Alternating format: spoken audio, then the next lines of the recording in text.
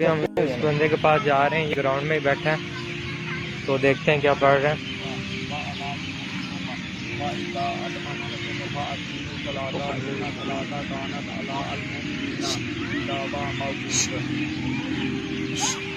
اچھا عیسیٰ صاحب، آپ نبی ہونے کا دعویٰ کرتے ہیں؟ میں کیا کہہ رہا ہوں کہ آپ صلی اللہ علیہ وسلم آپ کو نام نہیں لینا آ رہا حضور پاک صلی اللہ علیہ وآلہ وسلم۔ تم باتیں کرو، میں جو کہہ رہا ہوں نہیں، آپ غلط کہہ رہے ہیں نا، میں غلط آپ نے غلط کہا ہے۔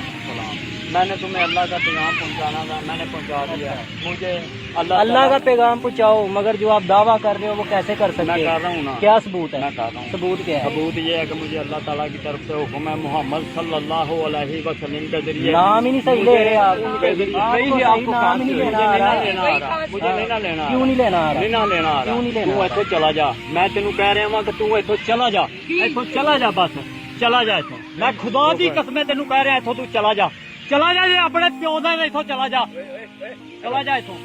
ایتھے میرے نال فضول بحث نہ کری، تینوں میں اسلام دا پیغام دیتا ہے، تو مننا ہے من، نہیں مننا نہ من، نہیں مننا نہ من۔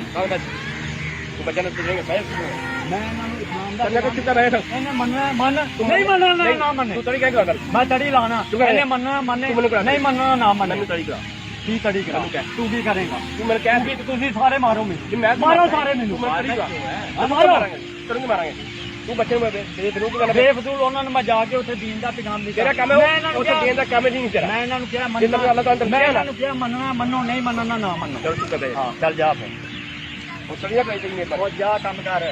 دیکھ رہے ہیں یہ ساتھ میں نرسری بھی ہے ادھر، اور یہ ٹاؤن شپ کا ہے گراؤنڈ۔ ابھی ہم پولیس کو بلانے لگے ہیں۔